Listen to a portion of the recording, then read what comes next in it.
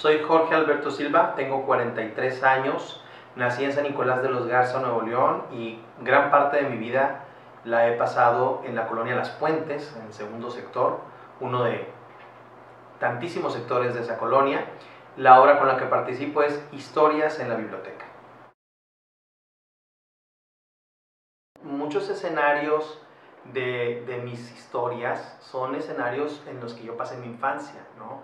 En Benny Suchatex, un libro para niños, Benny atraviesa una especie baja de una montaña en un barandal que se desprende y baja él como si fuera como un trineo por la montaña y termina en un montecito, en un bosque.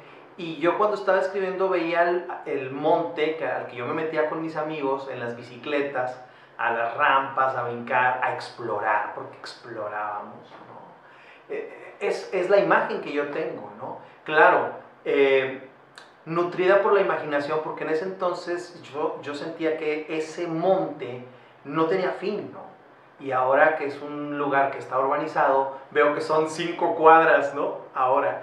Y dices tú, bueno, realmente era muy poco este espacio, pero nosotros lo vivíamos realmente como un país inmenso, ¿no? Una jungla interminable.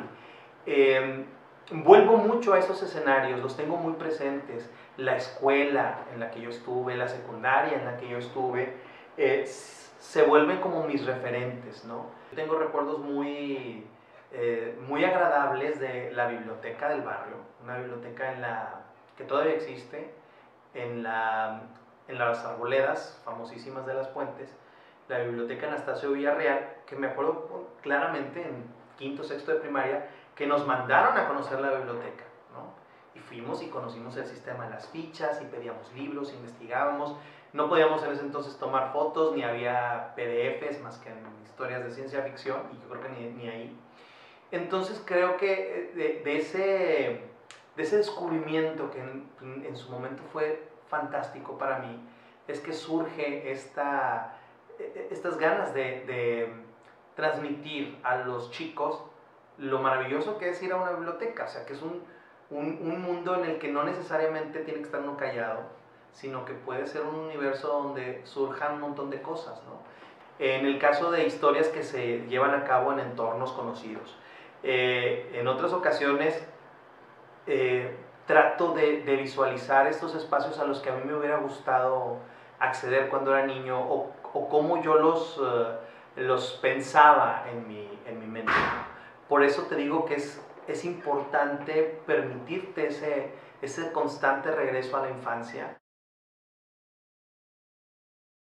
Yo cuando tenía por ahí de 11 o 12 años me empecé a interesar por escribir, por crear.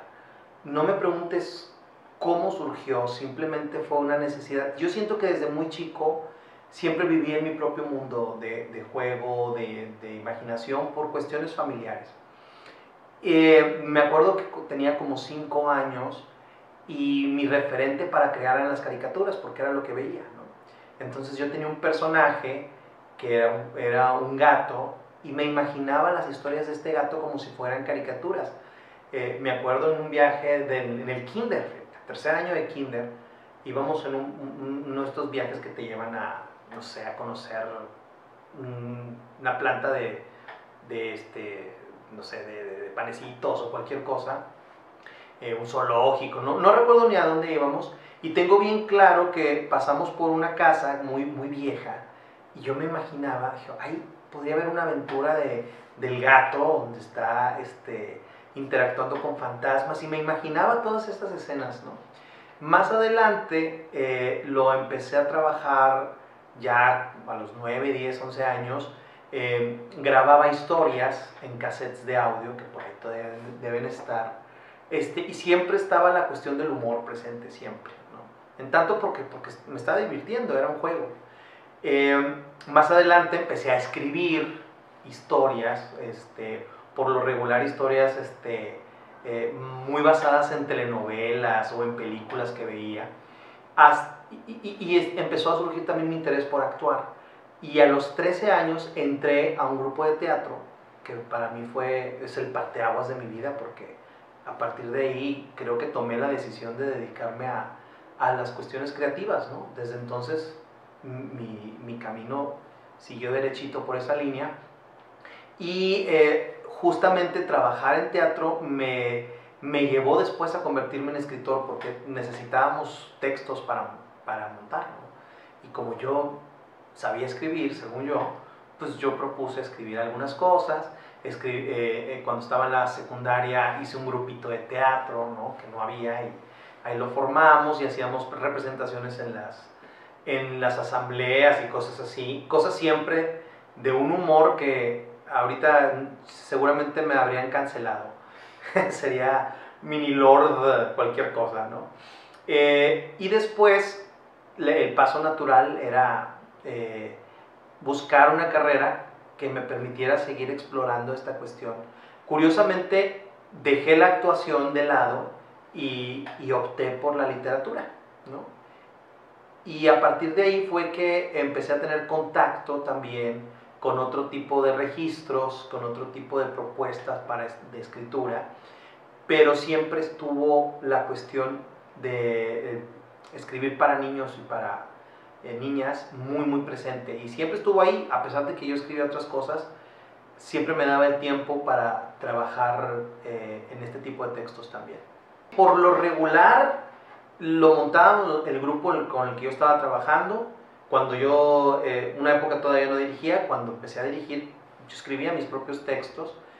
Y después, más adelante, yo me dedico a hacer otras cosas y uno de los chavos de ese grupo sigue con el grupo, él se queda a cargo, y durante esa época casi no escribía, lo único que escribía era para ese grupo.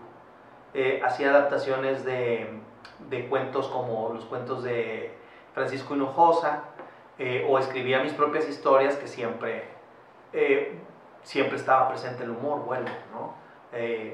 Era como mi línea era siempre en textos que fueran divertidos, irreverentes, muy de la mano de la cuestión de cine, porque también siempre me ha interesado el cine, y dirigidos a un público muy amplio, que podría ser desde niños hasta la familia entera, porque estaba pensado así, porque era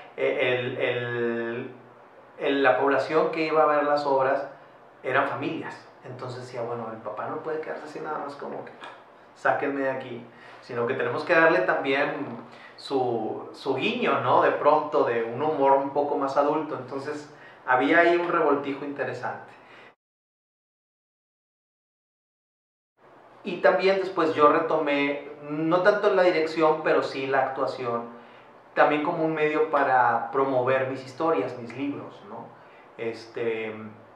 Y para una cuestión muy importante, la cuestión de la promoción de la lectura, que es una línea como muy presente en algunos de los textos que he trabajado. Historias en la biblioteca originalmente es una obra que se llama Los cuentos del bibliotecario. Es una obra que yo trabajo como un monólogo desde hace ya algunos años, que utiliza historias, cuentos de mis libros, de mis personajes en narrativa, y que de alguna manera está enfocada a rescatar la imagen de la biblioteca. Para hacer un espectáculo diferente, en Historias en la biblioteca hay otros dos personajes. Un niño que llega por un error bastante ridículo, pero que finalmente llega a la biblioteca, y un fantasma actor, para justificar un poco este juego de presentar las historias, de actuar las historias que el bibliotecario le brinda a este niño y a este fantasma, que es un actor medio divo. Ahí también está la propuesta de un bibliotecario, no nada más como una persona que está ahí para resguardar los libros, sino una persona que se involucra con la sociedad, con su entorno, y que promueve no nada más la lectura, sino el arte en general, el conocimiento, el amor por el conocimiento. Entonces es un personaje que propone eso, justo. Invitar a los chicos a decir, bueno, las bibliotecas, al menos lo que me ha tocado ver, por ejemplo, en algunas escuelas, son lugares en donde uno va a pasarla bien. No esta idea de la bibliotecaria de lentes, enojona, gruñona, que te calla de inmediato, sino un sitio en donde interactúas con los libros de una manera distinta, en donde puedes descubrir un montón de cosas, tienes acceso incluso a la tecnología y que creo que nos hace falta crear este tipo de espacios para la gente, para todo el mundo, ¿no? Se han perdido estas bibliotecas comunitarias, estas bibliotecas se han ido cerrando.